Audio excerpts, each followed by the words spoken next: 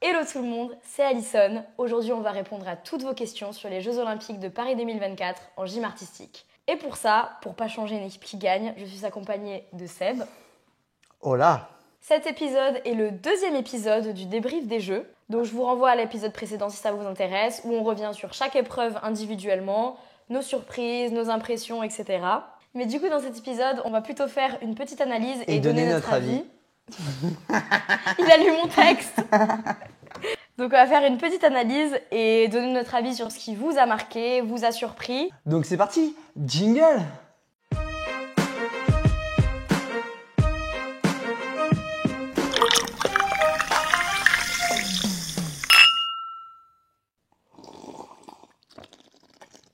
On boit pour se préparer à la première question là. Parler des performances des Françaises, qu'est-ce qu'il s'est passé? Parler des performances des Françaises, qu'est-ce qu'il s'est passé? Pourquoi? Du coup, je vais mettre un petit point de contexte pour ceux qui n'ont pas forcément suivi. Du coup, les Françaises, elles ont fini 3e au championnat du monde. Et donc, il y avait des grosses ambitions pour elles sur ces Jeux Olympiques. Et en fait, ce qui s'est passé, c'est qu'au jour des qualifications, elles se sont toutes complètement ratées. Donc, il y a eu, je crois, 2 chutes au bar, 2 chutes à la poutre et 2 chutes au sol. Je crois qu'il y a eu 6 chutes au total. Et donc, elles se qualifient pour aucune finale, même pas pour la finale par équipe, alors que logiquement, c'était large pour qu'elles se qualifient en finale par équipe. Du coup, personne n'a vraiment compris ce qui s'est passé. Qu'est-ce que tu penses qui s'est passé, Seb? Ce qu'on sait, c'est que 5 minutes avant que les filles rentrent sur le plateau, durant l'échauffement en salle d'échauffement, Marine Boyer tombe au bar asymétrique et se fait une petite commotion cérébrale. Enfin, on ne sait pas s'il y a eu une commotion, mais ouais, Ouais, le protocole de commotion a été c'est ça. engagé. Ouais. Et je pense que déjà, ça a donné un petit coup dur au niveau de l'équipe, enfin, à Ce qui en sort, déstabiliser un peu ouais, l'équipe. c'est ce qui en sort des interviews en tout cas, c'est qu'elles étaient toutes dans un état de sidération. Ouais, c'est ça. Mais bon, au final, Marine Boyer fait ses agrès qu'elle devait faire. Et elle assure la Et elle compète. assure. Donc, En tant que bonne capitaine, ouais. pour moi, je pense pas que c'est ça qui. Je pense que c'est plus un prétexte. Enfin, quelque chose qui. Ça a dû appuyer quelque chose qui n'allait pas au départ. C'est clair que ça a dû être très déstabilisant pour elle. Après, je pense que sur une compète de cette ampleur, malheureusement, tu dois être préparé aux accidents de dernière minute comme ça. Et on l'a vu avec le Brésil, par exemple, Flavia Sareva, donc une gymnaste brésilienne, à la finale par équipe, au bar asymétrique, donc à l'échauffement, mais vraiment, c'était pas en salle d'échauffement, c'était vraiment sur le plateau de compétition. Elle fait une chute, mais je crois qu'elle glisse, elle se prend la barre ou le sol dans l'arcade sourcilière. Elle s'ouvre là et elle s'est même arraché un bout de sourcil. Et, elle a fait toute la compétition avec un pansement sur le sourcil et elle a très bien rebondi derrière et elle a complètement assuré ses mouvements. Et l'équipe n'a pas été déstabilisée pour autant. Ouais, c'est pas du tout une critique envers les Françaises. Enfin, nous, on n'était pas à leur place, on sait pas comment on aurait réagi dans ces conditions-là. Mais du coup, justement, on a eu des questions sur est-ce qu'il n'y aurait pas eu un souci de préparation mentale et physique en équipe de France? Quelle est la préparation mentale des gymnastes français sur ces énormes échéances? Du coup, de ce que je sais, personnellement, j'ai demandé du coup à une des gyms qui était dans l'équipe s'il y avait une préparation mentale. Ils sont suivis individuellement par un préparateur mental et par équipe. Ils ont des rendez-vous en fait par équipe de préparation mentale. Donc je pense qu'il y a un travail qui a été fait là-dessus. Après, on ne sait pas quel type de travail. Ce serait vachement intéressant de savoir ce qui... Après, je ne sais pas si la faute, c'est au niveau de la préparation mentale. Ça peut aussi être l'environnement. Peut-être qu'il y a eu beaucoup de pression. Peut-être le fait aussi que les jeux étaient à domicile. Je pense qu'elles n'ont pas voulu se mettre la pression consciemment, mais je pense que quand tu viens d'une médaille par équipe au championnat du monde, forcément, tu sais que cette médaille mondiale, elle peut se transformer potentiellement en médaille olympique. Et je pense que dans un coin de leur tête, elles ont peut-être aussi eu beaucoup de pression par rapport à ça. Il y a aussi Cécile Landy, quand elle a été invitée sur le plateau de Quel jeu, qui est l'entraîneur de Simone Biles et qui est française et qui entraîne actuellement une des gymnastes de l'équipe de France aux États-Unis, Mélanie. Et justement, elle parlait justement que l'équipe de France c'est une jeune équipe qui n'a pas forcément l'habitude de performer sur des grosses compétitions internationales. Ouais. Et donc du coup, n'a pas l'habitude de gérer cette pression de valider un titre ou une place comme ont pu le faire les Brésiliennes ou les Américaines qui, elles, chaque grosse rencontre, ont l'habitude en fait justement d'avoir cette pression de reprendre un titre ou de refaire une médaille après une autre grosse perf.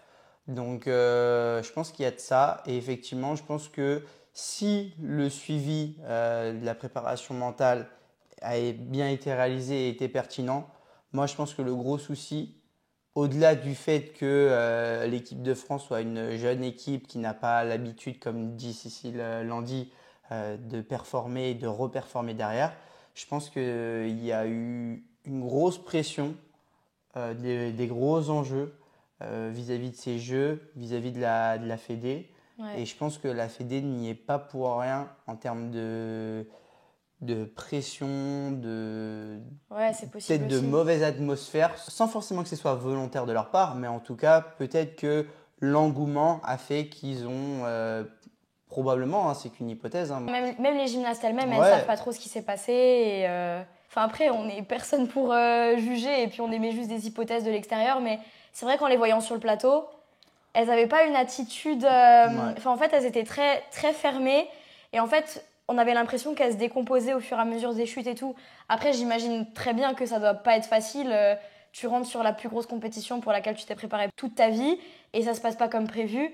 Enfin, je ne peux pas dire que moi, je réagirais d'une meilleure manière, quoi. Mais c'est vrai qu'on a vu que bah, ça se décomposait. Elles étaient dans un truc très, très sérieux, très fermé. Elles essayaient de se réconforter entre elles, mais ouais. ouais, c'était vraiment de la décomposition. C'est un Ouais, peu ça, ouais. comme ça qu'on l'a ressenti. Et puis on avait vraiment l'impression que quand ça affectait l'une, Ça a toutes les affecté autres, les autres, ouais, ouais. toutes étaient affectées. Et quand on Après, prend, c'est humain, mais ouais, c'est vrai que du coup, sur une compète comme ça, enfin, faut pas réagir comme ça, quoi. bah oui, c'est ça. Et je pense que effectivement, là, on peut rejoindre Cécile Landy, c'est sur ce genre d'expérience-là, quand on voit les Brésiliennes qui elles-mêmes au qualif, nous, on était là en plus au qualif, Ouais. elles font pas un match de dingue comme on Et a même en l'habitude. finale par équipe, Oui, oui, quand elle décroche une médaille, oui. elle chute en Allez. poutre. Et pourtant, derrière, ça se reprend et ça va chercher une médaille Ouais, de c'est bronze, ça. quoi. Mais quand tu es dans un événement comme ça, avec énormément d'enjeux, je pense c'est paradoxal, mais il faut apprendre à se détacher justement du résultat si tu veux réussir Ah bah, ça, c'est sûr. à performer. Et je pense Mais que ça, je pense qu'elles le savent, mais ouais. ouais, mais elles n'ont pas réussi à le faire. Mm. Là, on a vu que y avait une enjeu de dingue et que il fallait que tout soit aligné. Et quand c'était pas aligné, bah, le moindre petit truc, la moindre petite défaillance, c'était fini, quoi. Ouais. Genre, Après, je pense que le fait aussi que bah, Mélanie avait annoncé que c'était sans doute ses derniers jeux, Marine avait annoncé depuis longtemps que c'était sa dernière compète, ses derniers jeux. Peut-être aussi qu'il y avait du coup bah, Mélanie déjà une revanche personnelle par rapport à Tokyo. Marine aussi, bah, une question de dernière. Enfin, elle voulait chercher sa médaille à la poutre, sachant qu'à Rio, elle était quatrième, qu'à Tokyo, elle n'a pas réussi à rentrer en finale. Il y avait aussi une histoire de bah, aller chercher cette finale à la poutre. Et pour le coup, elle est vraiment pas passée loin, donc c'est dommage. Mais ouais, je pense qu'il y avait beaucoup d'attentes sur ces jeux pour toutes. Et au final, quand tu regardes, bon, Morgane, c'est un peu inhabituel quand même ses erreurs. Morgane, j'arrive moins à l'expliquer. je pense qu'il y a eu peut-être justement cet engouement équipe qui a Ouais, fait que ça l'a un peu embarqué dans le embarqué truc, ouais. dans cette Mais spirale Ming, infernale. mais Ming, pour le coup, tu vois, je pense qu'il est rentré en mode avec la jeunesse, peut-être plus d'innocence, peut-être moins d'ambition personnelle, mais d'ambition plus équipe. Bah elle, elle a posé son match, elle a tout bien réussi. Mm. Enfin bref, ça sert à rien qu'on débatte pendant 30 ans, mais... Pour rejoindre un peu ce sujet, vous nous avez demandé ce que vous pensez de l'équipe française GAF, genre si c'était les bonnes gyms sélectionnées. Et il y a une autre question un peu du coup qui rejoint ça. La non-sélection de Jenna pour raison médicale et la conséquence de sa non-présence. Donc pour ceux qui n'ont pas suivi, Jenna Laroui, donc une des remplaçantes de l'équipe, parce qu'à la base du coup c'était les 5 gymnastes de l'équipe, plus 3 remplaçantes, dont Jenna Laroui. Et du coup, bah, on a appris une semaine après la sélection olympique, je crois, qu'elle avait été déclarée positive en contrôle antidopage par rapport à ses traitements asthmatiques, je Ouais, crois. c'est ça, ouais, Ouais. la ventoline. Du coup, je sais pas exactement si elle aurait été dans l'équipe sans ça, s'ils l'ont su juste avant la sélection, si ça aurait changé quelque chose. J'en sais rien. Est-ce que tu penses que la non-sélection de Jenna a eu des conséquences sur l'équipe? Moi, je pense pas. Je Ouais, pense... parce qu'elle aurait pris la place de Ming. Enfin, je pense que ça se jouait entre Jenna et Ming. Ouais, ouais, peut-être, ouais, mais Du coup, je pense que ça aurait rien changé. moi, je pense que elle aurait pas pu rattraper à elle seule les points. Oui, ça aurait pas changé grand-chose au total de l'équipe, que ce soit Jenna ou Ming au final, ouais. Contre moi, si au niveau de la question, est-ce que l'équipe était pertinente? Enfin, moi, je pense que dans le collectif olympique, je pense qu'il y avait les bonnes gyms. Les 8 gymnastes sélectionnés pour l'équipe des 5 plus les 3 remplaçantes étaient les bonnes, ouais. Après, est-ce que l'équipe qui était présente sur le plateau était la plus optimale au vu des états de forme, état physique, blessures? Ça j'ai mis un doute. Après, d'un côté, c'est vrai que je pense qu'il y avait des gymnastes qui étaient peut-être pas dans les meilleures conditions physiques et de préparation pour participer à ces Jeux Olympiques. Après, d'un côté, quand on regarde les 3 remplaçantes, Jenna Laroui, du coup, tu l'élimines à cause du contrôle antidopage. Laurette Charpy, pour moi, elle avait des potentiels de faire des très hautes notes, mais après, c'est vrai que peut-être au vu des compètes précédentes, elle n'avait pas forcément réussi à aligner ses mouvements au bon moment, donc ça semble pertinent qu'il ne l'ait pas forcément mis dans la sélection.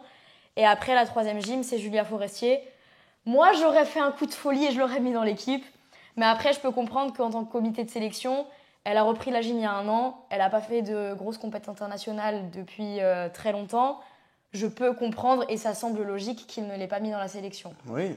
Mais peut-être que au moment M, elle était plus prête au niveau de ses complets et de ses mouvements que certaines gyms qui ont été mises dans l'équipe. Après, sur le papier, en soi, je trouve que l'équipe faisait sens. Oui. Et c'est facile, après coup, maintenant qu'elles ont raté, de dire... Julia, tu vois, aux élites, elle fait 2 chutes. Après, je crois qu'elle fait qu'une chute, je crois. Au match, elle fait 0 chute. Elle fait 0 chute. Enfin, il y a quand même une progression malgré tout et une prise de confiance aussi sur ses mouvements. Après, je pense que l'équipe était faite avant le match à Haguenau. Bien sûr, ça on le sait, ça. Sélectif. Mais bien sûr. Voilà.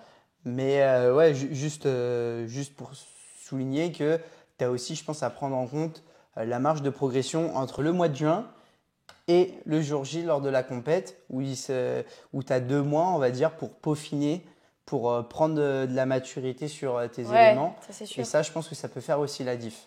Mais après, de base, tu es quand même censé avoir une équipe qui, 2 mois avant les Jeux, est ficelée, prête, quoi, tu vois. Et après, pendant 2 mois, tu finalises ta prépa, mais souvent les équipes d'autres pays, tu vois, 2 mois avant... Ouais, je suis d'accord. Mais après, tu peux aussi avoir des contre-coups et savoir réagir au bon moment aussi. Deuxième question, enfin c'est un peu plus que la deuxième, mais deuxième sujet. La finale seule. Est-ce que vous voyez où viennent les 0-1 de pénalité de Sabrina Voinea? Je ne sais pas si je prononce bien son nom, je pense pas. Et ensuite la finale seule, la pénalité de Sabrina et la médaille de Jordan. Alors, déjà petit résumé de la situation de ce qui s'est passé. Donc à la finale seule, ce qui s'est passé c'est qu'il y a eu une grosse bataille pour le bronze. En gros, à la base, en 3e place, c'était une Roumaine qui s'appelait Ana Barbosu. 4e place, c'était une autre Roumaine qui s'appelait Sabrina Voinea, du coup. Je pense que je prononce mal son nom. Joker. Joker. Et en 5e, c'était Jordan Childs, une Américaine. Et donc, il y a eu 2 petits scandales dans cette finale seule. En premier, c'est que la Roumaine Sabrina, qui a fini 4e, a reçu 1/10 de pénalité. Donc, elle était à moins d'1/10 du bronze de base. Et ces 1/10 de pénalité, en fait, ils ne sont pas justifiés parce que c'est un moment où elle en fait, se place pour se mettre dans le coin du sol pour pouvoir partir pour son acrobatie. Et en fait, en regardant le ralenti... Elle lève son talon, en fait. Elle lève son talon et il n'y a aucun moment où elle touche... Non, en fait, son talon passe au-dessus du bleu, enfin de la limite. La zone de pénalité, de la zone de pénalité. Mais quand elle replace son talon... Elle touche pas. Elle touche pas, en fait. Sauf qu'en fait, il peut y avoir des réclamations qui sont portées sur les notes de départ. Donc, quand on n'est pas d'accord avec les juges, on peut porter réclamation. Mais sur les pénalités, on n'a pas le droit de porter réclamation. Mais sur la note de départ, il y a le droit. Et c'est ce qui a formé, du coup, le 2e scandale qui concerne Jordan Childs, qui avait fini 5e, du coup, à la base. Et son entraîneur, du coup, a porté réclamation sur sa note de départ, ce qui l'a catapulté à la 3e place. Mais ça ne s'arrête pas là. Donc du coup déjà, on voit des images qui déchirent le cœur de la Roumaine Ana Barbosu qui monte sur le podium comme ça avec son drapeau roumain sur les épaules pour commencer à célébrer sa médaille. Et elle voit le tableau des scores qui commence à afficher du coup l'américaine 3e et donc elle passe 4e. Et donc on la voit qui replie son drapeau et qui s'en va en pleurant avec son entraîneur. Donc déjà ces images, elles déchirent le cœur. Et même maintenant, en fait, on ne connaît pas vraiment la finalité du c'est truc. ça, parce que quelques jours plus tard, on apprend du coup que la Roumanie a porté réclamation. C'est passé au tribunal. Ouais, tout ça. Et donc, du coup, pour retirer la médaille à Jordan Child, parce que son entraîneur aurait porté réclamation 4 secondes après. Donc, le délai imparti, ouais. Normalement, il y a 1 minute pour porter réclamation. Et apparemment, l'entraîneur aurait porté réclamation après 1 minute 4. Ouais, et donc du coup, les États-Unis avaient la preuve qu'ils avaient porté réclamation à 44 secondes. Enfin, genre... Et ça a mis du temps, enfin, je sais plus exactement. En gros, il y a eu un méli-mélo de réclamations comme quoi il y avait 4 secondes trop tard. Et chez les côtés américains, on avait la preuve comme quoi ils avaient... C'était un bordel pas possible, ouais. Ouais, ils avaient porté réclamation à 44 secondes, ouais. donc c'était valide. C'était des plaintes à droite, à gauche et des réclamations et des... Ouais. Donc du coup, après, on a vu apparaître plein de trucs comme quoi... avec l'histoire justement de la Roumaine qui se prend une pénalité alors qu'il n'y en a pas. Elle est rentrée aussi dans l'équation. Ouais. Et au final, ça a commencé à parler d'une médaille pour les 3, ce qui ne s'est pas fait. Et moi, des dernières nouvelles qu'on a, Jordan Child n'a plus sa médaille. C'est bien Anna Barbossou, la 3e d'origine. Voilà, qui a reçu sa médaille. Je crois qu'on a il y a eu une cérémonie où ils l'ont remis sa médaille en Roumanie. On a Nadia Comaneci qui, elle, a dit que les 3 méritaient, en fin de compte. Parce qu'à la base, elle a fait un tweet comme quoi c'était inadmissible que des choses comme ça se passent, que c'était jouer avec la santé mentale des athlètes et tout. Et c'est vrai. T'imagines, tu crois que t'es 3e et au final... Il y en a une autre qui porte réclamation et qui te passe devant. Enfin, c'est juste horrible. En fait, c'est horrible pour tout le monde, cette situation. Ouais. Et il y en a beaucoup qui ont remis en question, du coup, le travail des juges parce que, t'es pas censé te tromper à des Jeux Olympiques. Et même l'argument de, la réclamation, elle a été portée 4 secondes trop tard et tout. Enfin, oui, mais c'est une erreur des juges de base. Si la gym a fait un mouvement qui vaut plus de points, elle doit passer devant. Et en fait, là, il y a eu tellement de micmac et tout, ça doit pas arriver. Et si on sait plus qui est la vraie 3e, plutôt que de faire un truc injuste, pour moi, il vaudrait mieux donner les médailles de bronze aux 3. Alors, je sais pas si ça implique des soucis logistiques ou quoi, mais ça me paraît faisable. Dans l'histoire des Jeux, ça s'est déjà vu, des podiums sur une place où il y a 3 médailles. Oui, sur 3 places ex-aequo, oui. Ah oui, parce que voilà, c'est comme ça. Je pense qu'ils ont juste du mal parce que il n'y a pas eu d'ex-aequo pur et dur, quoi. Oui, mais après c'est une erreur des juges. Assumez vos erreurs, quoi. Et c'est pour ça que je pense qu'il faudrait tout simplement instaurer le jugement robot. Dans un premier temps, peut-être juste l'exécution avec les angles, les sorties de Pratt, les fautes de jambes. Ouais, les sorties de Pratt, ça me paraît fou qu'il n'y ait pas encore des capteurs. Des capteurs, alors que dans tous les autres sports, je suis désolé, quand on a vu le volley, en fait, nous on les voit pas, mais quand la balle elle arrive à peu près de la ligne et on ne sait pas, direct, 3 secondes après, on a l'image avec les capteurs. Ils nous mettent bien l'endroit de la balle précis et tout, si elle est comptée ou pas. Ouais. En gym, franchement, ça se fait déjà dans d'autres sports, donc pourquoi pas mais la gym ? Même, tu sais quoi, mais au jeu, j'ai pas le souvenir d'avoir vu des juges de ligne. Genre dans les coins qui vraiment... Après, peut-être que les caméras et tout faisaient le taf, mais... J'avoue, je crois qu'il n'y avait pas. Non, il n'y en avait pas. Parce que normalement, dans toutes les compétitions, il y a des juges qui sont à peu près mis dans quelques coins. Même dans les championnats régionaux et tout. Tu as des gens qui sont dans les coins sur des chaises et qui sont chargés de regarder est-ce que le pied de la gymnaste sort du praticable ou pas. Là, du coup, je sais pas trop comment ils ont procédé, mais ça me paraît fou quand même qu'il y ait des erreurs sur ça, quoi. Non, mais oui, c'est clair. La gym, c'est quelque chose, même quand tu as un œil expert. Ouais, je suis désolé, ça va tellement vite. Ça va tellement vite, c'est ça. Il y a des choses qui t'échappent, quoi. Et puis quand tu es juge, quand tu juges toute la journée, tu es humain, en fait. Tu n'es pas un robot, donc tu fatigues, tout simplement. Je ne suis pas en train de dire que les juges sont pas faits pour juger. C'est juste que c'est des humains et qu'à un moment donné, ils ont leurs limites. Et je pense que la vidéo résoudrait beaucoup de problèmes et beaucoup d'injustices aussi. Ouais. Et justement, ça nous permet de transitionner sur la question suivante. Votre regard sur les questions d'arbitrage soulevées pendant les JO, entre parenthèses, Samir plus les Roumaines notamment. Pour les Roumaines, oui, déjà, c'est ce qu'on a dit. Je suis totalement d'accord avec toi. Ça amène le truc de, le jugement vidéo, le jugement des robots. Je pense qu'ils sont sur la question, mais ça permettrait vraiment de résoudre plein de problèmes. Quand on voit ce que ça représente une médaille olympique en termes de tout, ça change la vie de quelqu'un. Donc de se dire que, en fait, c'est des scores qui sont au final un peu subjectifs. C'est que sur 2 journées différentes, 2 jugements différents, tu peux avoir des notes qui varient de 2/10. Et parfois, les médailles, elles se jouent à moins d'1/10, à un mouchoir de poche. Donc après, forcément, les juges, ils ont des formations de fous pour en arriver à ce niveau-là. Mais on peut quand même se dire que... Et puis après, il y a un autre souci aussi, je pense. C'est que quand tu commences à avoir une tête reconnue par les juges, ils commencent à connaître tes notes de départ et notes finales.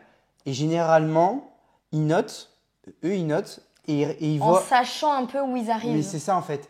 Par exemple, moi, je suis beaucoup les anneaux. Ouais. Et les anneaux, des fois, la note est quasiment la même alors que Reste constante alors que le mouvement alors n'est pas. que tu vois des fois, par exemple dans son élan, il va être beaucoup plus lourd, tu vois. Il va être moins dans l'élan, il va pas trop se faire pénaliser. Tu vois, je trouve que des fois on peut être induit. Je dis pas que c'est le cas pour tout, mais je pense que c'est sujet à réflexion qu'on peut l'humain est induit en erreur par rapport à ce qu'il a l'habitude de voir. Il va se rapprocher de ce qu'il connaît déjà. Mais du coup, c'est vrai que le sujet Samir, on n'en a pas trop parlé, mais du coup, ça nous permet aussi, on va en parler dans la question suivante, votre retour de la conférence de presse donnée il y a quelques jours, où justement, ça parle de la finale de Samir. Pour remettre un petit peu de contexte, Samir Aït Saïd, donc le seul gymnaste qualifié en gamme, a fini 4e de la finale aux anneaux à moins d'1/10 aussi du podium. 1/10. 1/10. À 1/10 du podium. Et donc, il a dit en conférence de presse... la gymnastique reste un sport avec un jugement humain. On sait tous ce qu'il peut se passer. Aujourd'hui en France, on n'est pas du tout dans cette politique d'influence des gyms, on n'est pas dans le lobbying. Certaines nations le sont, ça marche, mais je préfère perdre proprement, mais me regarder dans une glace. Et après, il dit qu'il devra plus échanger et se faire voir auprès des différents juges. Pour du coup, ce qu'on parlait tout à l'heure, se faire un nom un peu et... Qu'est-ce que t'en penses de ça? Est-ce que pour toi, moi j'avoue que je suis un peu moins spécialiste du jugement masculin, aux anneaux, tout ça. Est-ce que tu penses effectivement que le jugement de Samir a été injuste, qu'il méritait d'être à la 3e place? Ou est-ce que pour toi le jugement est juste et... qu'est-ce que tu en penses? De ce qu'il dit, je peux le rejoindre sur le fait que, effectivement, comme je l'ai dit tout à l'heure, que les juges peuvent être influencés et que des fois tu peux avoir, entre guillemets, du copinage ou quoi, voilà, sans forcément que ce soit volontaire. Après, honnêtement, d'un point de vue totalement objectif, il a fait, je pense, son meilleur mouvement depuis un bout de temps. Ouais. Il était affûté. On sentait qu'il était fort, qu'il n'y avait aucun souci là-dessus. Et pour moi, je pense que c'est l'un des meilleurs mouvements que j'ai jamais vu de sa part.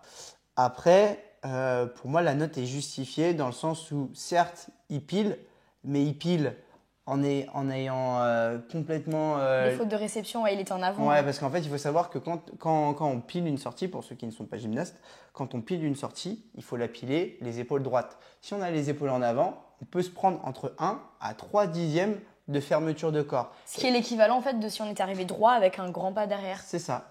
Et en plus de ça, il fait un rond de bras. Et normalement, un rond de bras, c'est 1/10. Et en plus de ça, sa note de départ était 2/10 inférieure au grec qui finit donc 3e. Il fait une meilleure note d'exécution, mais pas assez pour finir… Pour compenser ce manque de difficulté. Voilà. Ouais. C'est vrai qu'il lui suffisait juste d'atteindre le 15-1, donc la même note que le grec, pour soit être égalité, soit passer carrément devant. Donc après, c'est vrai que le grec, il fait une force au début, les pieds sont un peu en bas, tout ça, mais il pisse sa sortie. Sa sortie, en plus, la caractéristique de sa sortie, c'est qu'il fait une double vrille, mais groupée. Donc, Oui, du donc coup, il ne prend pas des fautes de corps, c'est ça. carpées, Alors que tout ça. Ouais. Samir, même si sa sortie était pas mal, le fait qu'il aille chercher quand même en avant prouve qu'il casse en fait un peu le corps. Et chez les juges, voilà quoi. Ça pardonne pas. Exactement. C'est vrai qu'on aurait tous adoré que Samir ramène une médaille à la maison à Paris. Ça aurait été super beau. Pour ceux qui connaissent son histoire, voilà, sa fracture ouverte à Rio, sa 4e place à Tokyo. Voilà, c'est un gym qui a beaucoup de mérite. Franchement, moi, c'était l'année où j'ai cru jusqu'au bout. Je me suis dit, putain, je sais pas s'il va passer, mais t'étais pas sûr. Il y avait le doute. Il y avait ce truc où je me dis, peut-être, parce que quand même, il avait fait un très très bon moment. Du coup, ouais, on sait qu'il a énormément de mérite et ça aurait été trop beau. Après, est-ce que dire en conférence de presse, je préfère perdre proprement mais me regarder dans une glace? Ouais, c'est un peu. Est-ce que, enfin, par rapport à ceux qui ont une médaille, est-ce que ça remettrait pas un peu en question leur médaille et tout? Je sais pas, je trouve peut-être les propos peut-être un peu exagérés. Oui, Je sais oui. pas, je peux comprendre la frustration et j'avoue que je m'y connais pas assez en jugement masculin pour vraiment dire s'il y a eu des enjeux géopolitiques vraiment dans le jugement, tout ça. Mais je pense, comme tu l'as dit, qu'il peut y avoir des explications sur pourquoi sa note est 1/10 plus basse. J'avoue, de mon point de vue personnel, je trouve que c'est pas très beau de dire ça dans une interview. Non, non, non. Et le troisième, en plus, justement, Petrounias, donc le grec, on savait que c'était son plus gros concurrent, et puis aux qualifications, il avait fait un mouvement, enfin, il pouvait faire mieux. Donc on savait que potentiellement, c'était lui qui pouvait passer devant. Et en plus, il l'a dit un truc du style, ouais, quatrième, c'est jamais beau et tout. Franchement, si je pouvais partager ma troisième place avec Samir, je le ferais. Enfin, il a dit ça, donc Et c'est vrai que dire ça en interview, ça peut ça peut être mal interprété, en fait, je ça trouve. peut être sujet à l'interprétation. Ça a peut-être comme été quoi- sorti de contexte, hein, j'en sais rien. Oui, Je veux oui, pas peut-être. émettre de conclusion, mais ouais, je trouve ça fait pas très beau dans une interview, quoi. Ouais. Enfin bref, continuons sur cette conférence de presse qui est assez intéressante. Donc, un mot sur Kélian Emmour. Vous m'avez aussi dit, vous pouvez dire pourquoi Kélian Emmour est avec l'Algérie, s'il vous plaît. Alors, on va faire un petit point sur ça. Et après, on va lire donc, ce que le DTN, donc le directeur technique national, a à dire sur la situation. Kélian Emmour, du coup, c'est une gymnaste qui est née en France, qui a fait tout le début de sa carrière en France, dans son club de Avoine-Beaumont, qui a commencé à montrer un potentiel assez jeune, dès ses années espoir, junior, qui a montré un très gros potentiel au bar asymétrique. Mais il faut savoir qu'il y avait un conflit, du coup, entre son club d'Avoine-Beaumont et la fédération, parce que, en gros, la fédération voulait que la plupart des gymnastes de club montent sur l'INSEP, donc l'Institut national du sport. J'ai fait un épisode à ce sujet si ça vous intéresse sur mon expérience dans ce centre-là. Mais du coup, les gymnastes de ce club d'Avoine-Beaumont, elles s'entraînaient à côté de leur famille, dans leur club, tout allait bien pour elles. Elles n'avaient pas forcément envie de briser leur quotidien qui leur permettait de progresser et dans lequel elles performaient. Et briser leur équilibre. Voilà, ça, briser leur équilibre pour monter sur l'INSEP où, du coup, je vous renvoie à l'épisode que j'ai fait sur le sujet, mais il y avait beaucoup de choses qui n'allaient pas. Et c'est un lieu tout simplement qui ne convient pas à tout le monde en termes de performance, quoi. Donc, les filles et l'entraîneur d'Avoine-Beaumont n'avaient pas envie d'aller sur l'INSEP. Donc déjà, il y avait ce conflit-là, plus Kélian Emmour a fini par se blesser. Du coup, elle s'est fait opérer des deux genoux et au bout d'un moment, bah voilà, elle était prête à reprendre. Elle était suivie par son médecin dans son club qui l'autorisait à reprendre. Mais le médecin de la fédération bloquait sa reprise. Donc, il l'interdisait de reprendre. Il ne l'a pas examinée une seule fois, mais il bloquait totalement sa reprise. Donc, Kélian Emmour, qu'est-ce qu'elle a fait? Au bout de quelques mois, elle en a eu marre.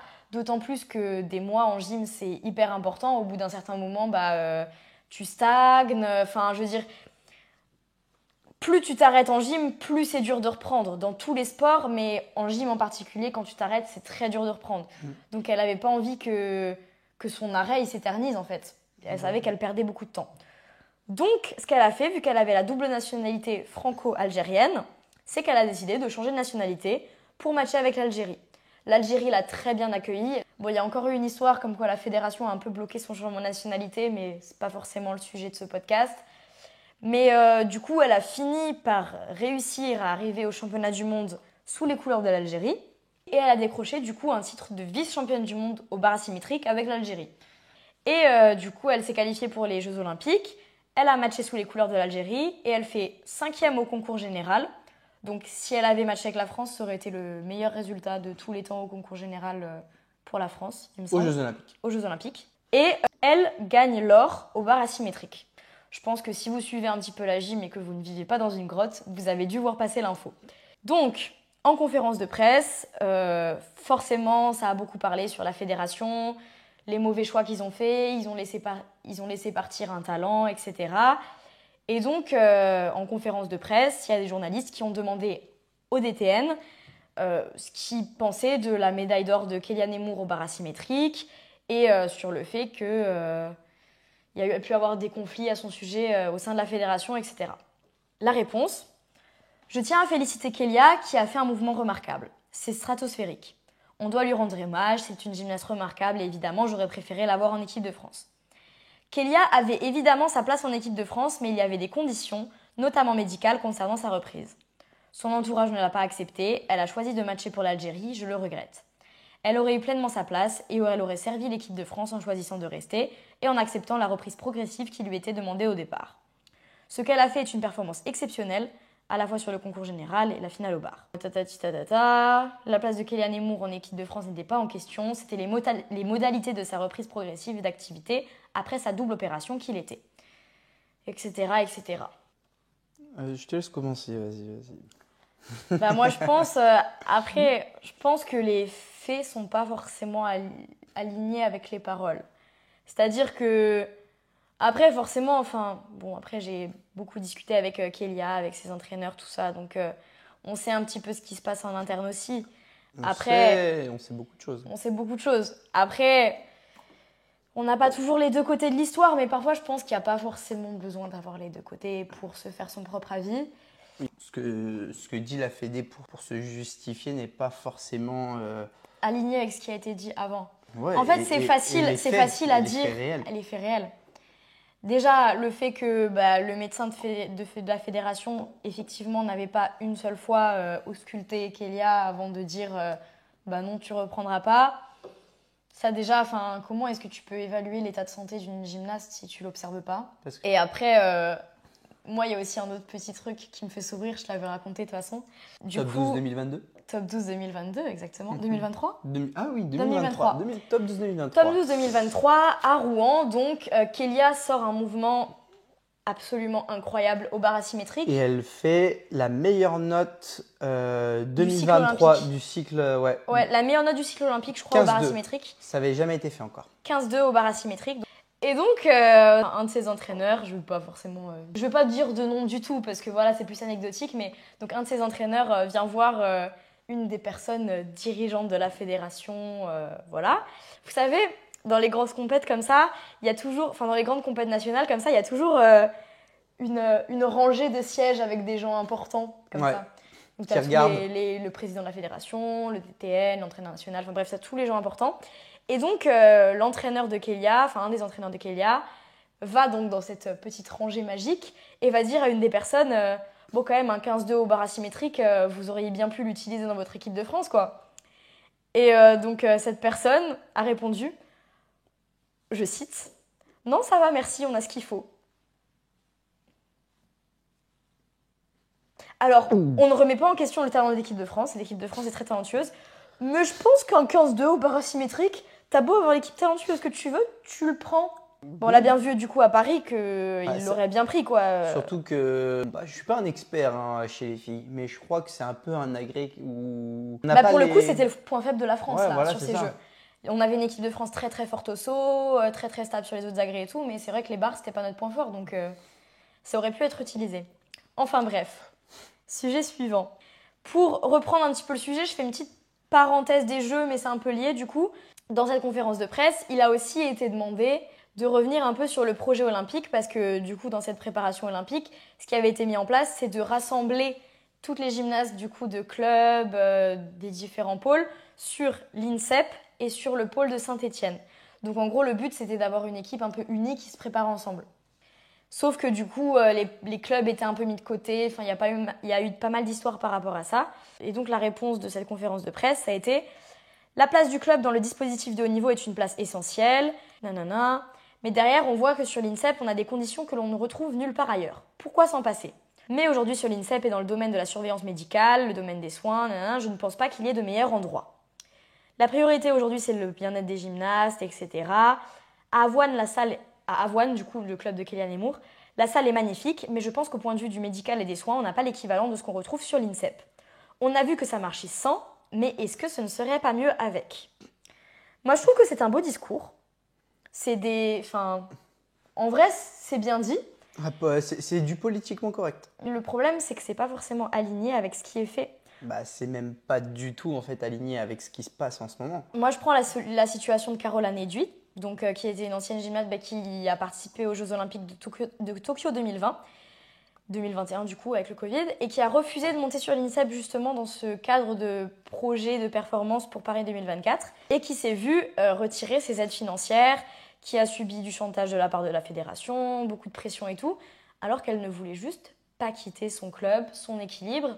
En fait, je trouve que c'est vrai que sur l'INSEP, pour y avoir été, il n'y a pas mieux en termes de médical. Mais après, ça fait pas tout dans le projet de performance. Enfin, t'as beau être très bien vu par un médecin, si derrière tu fais pas les performances dans la salle de gym parce que t'es pas bien entraîné, parce que... Enfin, je veux pas dire que les entraîneurs sont mauvais, mais si les entraîneurs ne te correspondent pas, si t'as pas ton... En fait, le bien-être médical, c'est aussi être dans sa bulle familiale, parfois être dans son cocon, avoir, je sais pas, papa, maman qui te cuisine tes petits plats à la maison, qui t'aide à ta performance sportive et pas manger dans une cantine, être aidé au quotidien par ta famille, par... Simone Biles, dans son documentaire, il y a aussi cette relation-là, justement, avec ses proches. Ouais, Et avec sa famille, avec ouais, son mari. Ouais. Un entraîneur, c'est quand même vachement personnel.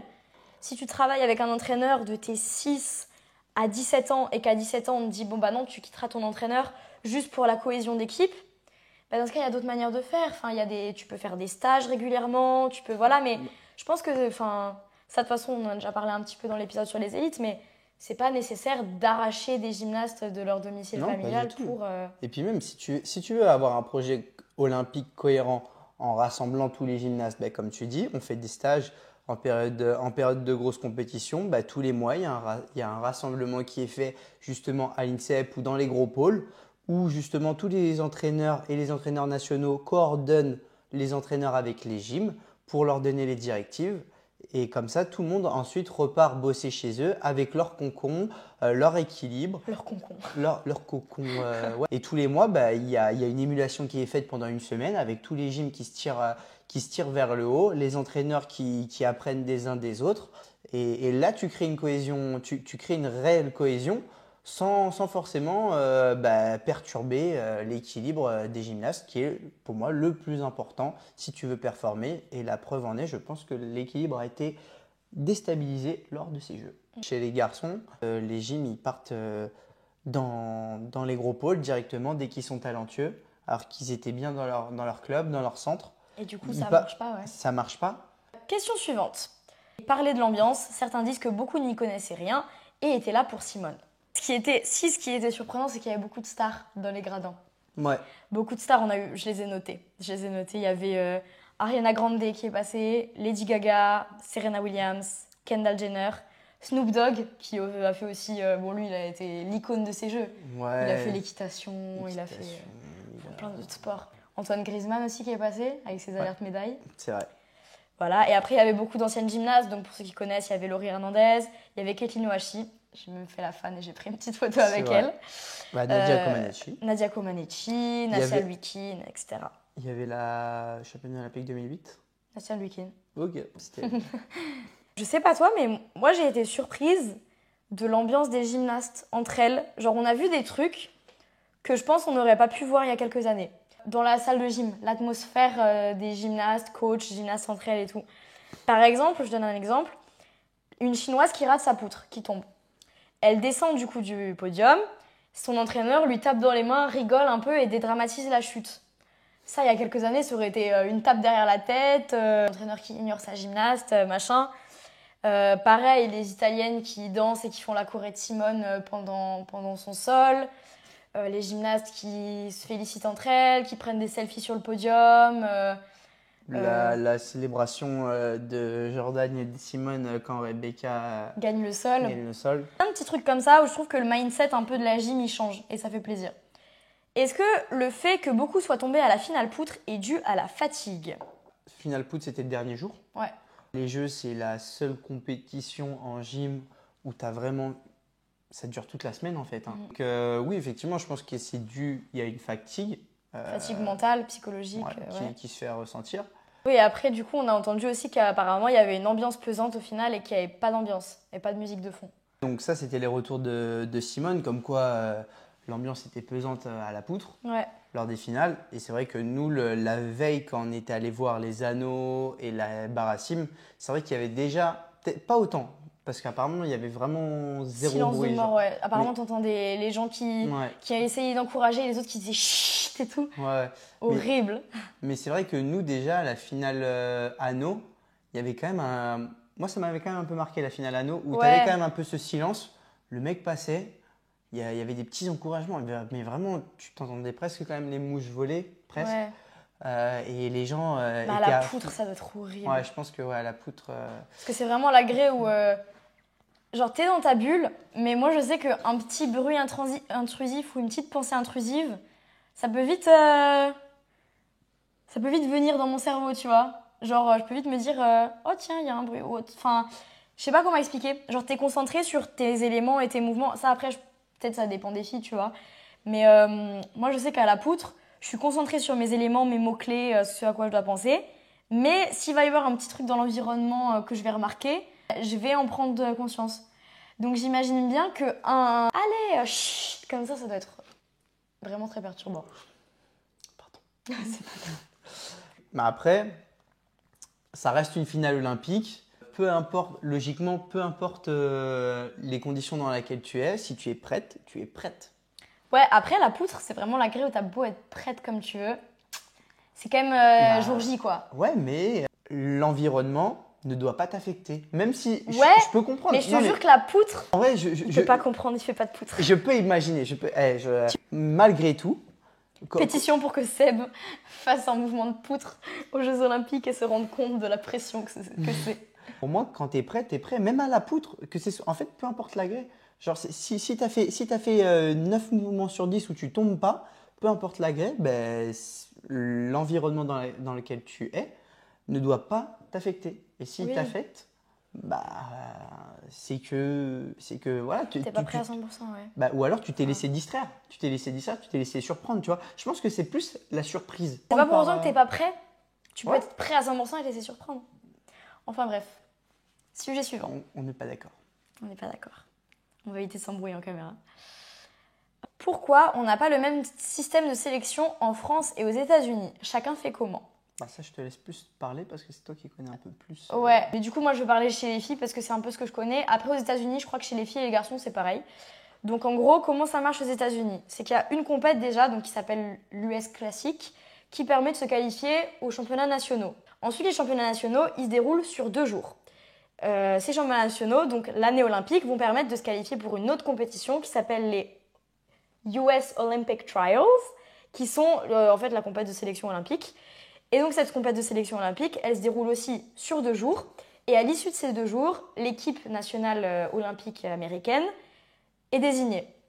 Donc en gros, il me semble qu'ils font un classement vertical, que la première et le premier du coup sont d'office dans l'équipe, et qu'après ils font plus ou moins, je crois qu'une année ils avaient fait sur classement vertical, en mode ils avaient pris 1, 2, 3, 4, 5 fini. Mais je crois que maintenant ils font quand même en sorte que ça respecte, enfin ils font en gros leur petit calcul pour que ce soit la meilleure équipe possible. Mais en gros c'est quand même 90% de l'équipe est déterminée sur cette compète du coup de sélection. Mais du coup voilà. En France, c'est un peu flou, il n'y a pas de compète officielle de sélection. Cette année, ce qui était annoncé comme les compètes de sélection, c'était les championnats de France élite qui avaient lieu en juin et le match de préparation olympique qui était à Haguenau. Et donc c'était censé être ces 2 compétitions-là qui déterminaient l'équipe olympique. L'inconvénient qu'il y a en France, c'est que, par exemple, il y a eu des gymnastes qui n'ont pas fait ces 2 compétitions de sélection.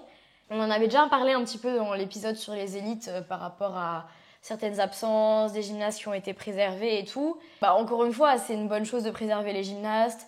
On ne veut pas retourner dans un système où on forçait des gymnastes à faire des compètes en étant blessés et tout ça.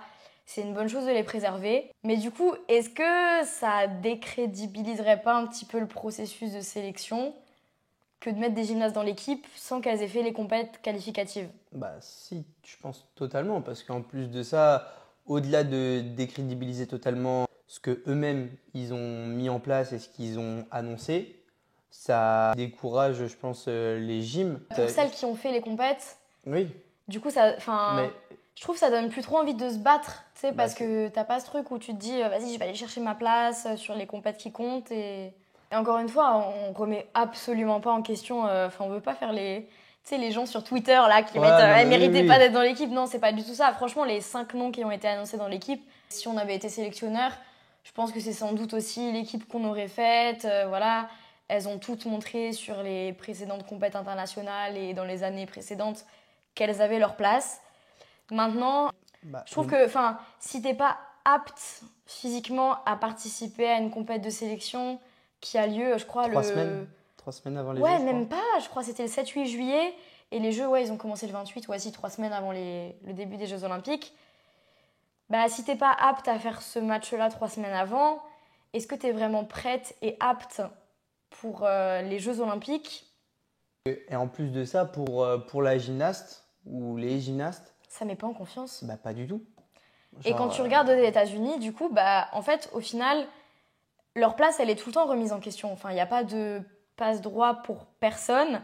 Et après, on prend l'exemple des États-Unis, c'est sans doute pas pareil dans tous les pays. Et on prend en l'occurrence l'exemple de la meilleure nation mondiale. Mais en vrai, si tu dois déjà être prête pour la compétition de sélection pour les championnats nationaux, puis pour la sélection olympique, puis tu dois être dans les meilleurs à la sélection olympique. C'est-à-dire que si tu n'es pas prête à la première sélection pour les championnats nationaux et que tu te qualifies pas pour les championnats nationaux, c'est fini pour toi. Genre, tu dois tout le temps. Enfin, en fait, tu as un certain suivi au final ouais, c'est ça. de ta préparation. Et puis quand tu arrives en compétition, tu mets une représentation sur ta réussite en validant ces checkpoints-là et tu sais que bah, tu as été capable d'aller jusque-là, donc tu es capable tout simplement de produire quelque chose au jeu, quoi. Et je pense que Ouais. ça rassure aussi d'un point de vue-là. Tu dis j'ai été capable de valider tout ça, donc je suis capable de faire les jeux. Je pense Ouais. que aussi justement, ce qui fait aussi partie de la préparation mentale de l'athlète. Ouais, c'est ça. Et puis au final, sur la sélection olympique, ben, on l'a bien vu aux États-Unis, ça se bataille pour rentrer dans l'équipe. La vraie pression, elle est pour rentrer dans l'équipe justement. Et au final, du coup, bah, toutes les gymnastes qui vont concourir aux Jeux, bah, 3 4 5 semaines avant, je sais plus exactement quand c'était, mais tu les vois toutes concourir. Et en fait, il n'y a pas de surprise. Tu sais, telle gymnaste, ok, elle a présenté ses 4 agrès, tu sais à quoi t'attendre, tout le monde est prête. T'as 2 3 petites erreurs, mais t'as le temps encore de les gommer. Mais au moins, tout le monde a présenté ses mouvements à un peu moins d'un mois des Jeux. Et après, bah, ça fait une base pour la préparation. Alors que des gymnastes de l'équipe de France, bah, y en a qui sont pas beaucoup sortis. Et après, chacun sa manière de se préparer et tout. Mais pour moi, en fait, des tests fermés au public dans des conditions aménagées, c'est pas forcément Ah bah oui, sortir en non, non, compète. non. Alors qu'aux États-Unis, tu vois, bah, elles matchent toutes en conditions de Jeux Olympiques à un mois.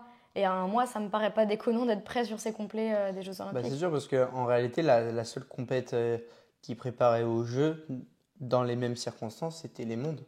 Ouais, et c'est Et, long. Le et chemin entre les mondes et les trucs, c'est long. c'est ça. Et si, allez, à la limite, un peu les Europes, étant donné que les Europes, il n'y avait pas toute l'équipe. Ouais. Et peut-être qu'il n'y a pas eu assez cette émulation et ce fight pour être dans l'équipe qui a fait qu'elles sont arrivées bah, préparées et en mode guerrière, quoi. Bah, je crois qu'on l'a dit dans l'épisode précédent, comme quoi, au championnat de France Élite, on n'a pas senti que ça se bataillait. Ouais, Pour, ça se bataillait pour rejoindre l'équipe, ouais. ouais. Alors Genre, que, tout le monde faisait son taf, hein, mais on sentait pas de... Il n'y avait pas d'émulation, il n'y avait pas de... ouais. En fait, moi, comment je l'ai ressenti aux élites, c'est qu'il n'y avait pas beaucoup de monde. La preuve, c'est que, enfin, je suis pas du tout dans la préparation olympique. Je m'entraîne 6 heures par semaine, je fais des études et je finis 8e. Normalement, ok, bon, tout le monde fait pas les 4 agrès et tout, mais normalement, enfin, une année olympique, t'es censé avoir vraiment à te battre pour finir Bah, c'est dans vrai. un top 10, quoi. Surtout qu'en vrai, à Lyon, la salle dans laquelle on était sur podium. Il y avait quand même des petites conditions qui pouvaient, je vais pas dire ressembler au jeu parce que c'est ridicule de dire ça, mais Bah ouais, mais c'était quand même dans, pas ridicule ouais, mais dans l'idée. justement, à rajouter à ça l'enjeu de se dire, bon, bah, l'équipe, elle peut déjà être déterminée ici. Ouais, Bah, ça aurait pu vraiment avoir un peu un combat de gladiateur, quoi, dans ouais, une arène, tu vois, ouais, c'est un grave. peu l'objectif. Après, je pense qu'il y a eu beaucoup de Ah blessures, oui, beaucoup non mais de... oui. Tout ça, ça se contrôle pas. Mais du coup, peut-être que c'est une mauvaise gestion. En fait, on avait une génération tellement prometteuse avant 2024. Hmm. Et c'est dingue quand même de se retrouver avec si peu de gymnastes au final qui sont capables de faire les championnats de France élite en étant en forme et sur les pieds, sur les 4 agrès. Et... Ouais. Enfin bref, on va arrêter ce discours un petit peu pessimiste. Mais Bah, on en revient un peu à la même chose. Si on peut conclure sur quelque chose, c'est pas du tout de la faute des gymnastes. Les gymnastes, elles font de leur mieux pour réussir, pour performer, voilà, pour atteindre leur objectif. En revanche, il y a quelque chose au-dessus qui s'appelle la fédération. Non, après, on pointe pas du doigt. On pointe pas du doigt. On soulève des problèmes et on essaye d'analyser pour que ça puisse être peut-être amélioré dans le futur. Quand je dis qu'il y a quelque chose au-dessus qui s'appelle la fédération, c'est que la fédération, c'est elle qui articule tout ça. Et c'est elle qui est responsable aussi de tout ça, quoi, de ce qui Après, se passe ça arrive en de se planter et tout machin, hein, et puis enfin, il y a quand même le cycle n'est pas raté. Il y a quand même cette 3e médaille mondiale qu'il faut souligner.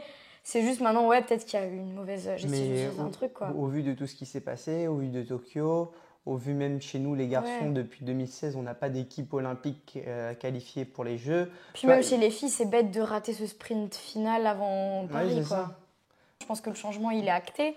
Maintenant, juste à voir. On dit pas qu'on ferait forcément mieux, hein, mais juste on discute de ce qu'on en pense, quoi. Oui, c'est ça. Enfin bref. Un mot sur les volontaires. Moi, je pense que les volontaires, c'est ce qui fait la beauté de ces Jeux. Ouais. Parce qu'il y avait tellement de volontaires.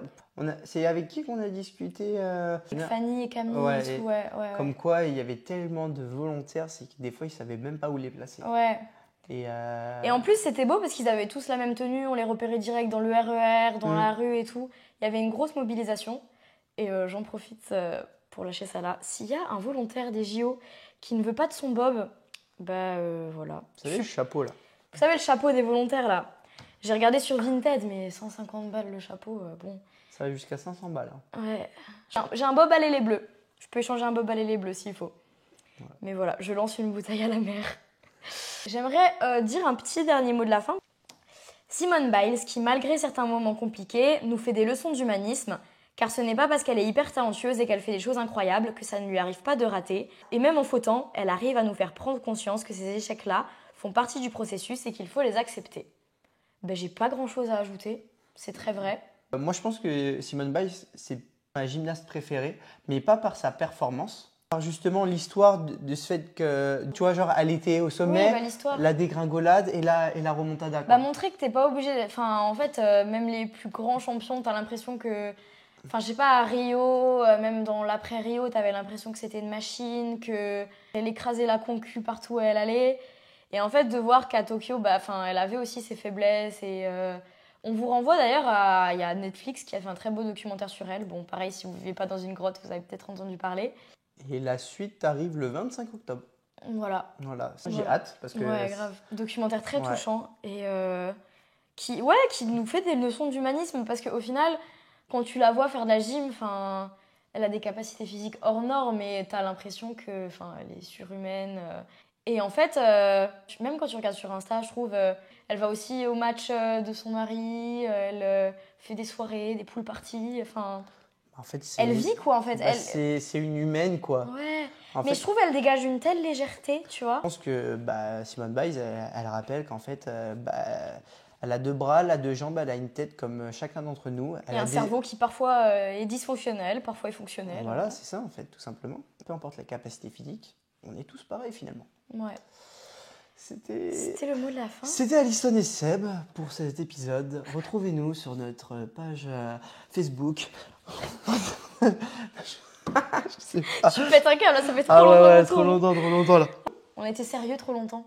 C'est ça. Ça marche pas. Bon, on a traité pas mal de questions. On n'a pas pu répondre à tout, mais je pense qu'on a déjà traité la plupart des gros sujets qui sont revenus. Mais en tout cas, si vous avez d'autres remarques, d'autres choses à dire sur ces Jeux Olympiques, n'hésitez pas à laisser un petit commentaire. Donc pour ceux qui écoutent au format audio, un petit commentaire via Spotify ou un DM Insta, je sais pas. Et pour ceux qui écoutent sur YouTube, n'hésitez pas à lâcher un petit like et à mettre un petit commentaire, à vous abonner à ma chaîne si vous voulez me soutenir. Et j'ai perdu mon inspi, ça m'a un petit peu déconcentrée. N'hésitez pas à me dire quel type d'épisode vous aimeriez voir sur ce compte. Et en attendant, on se retrouve très bientôt pour un nouvel épisode de Salto et Morito. Si salto e movito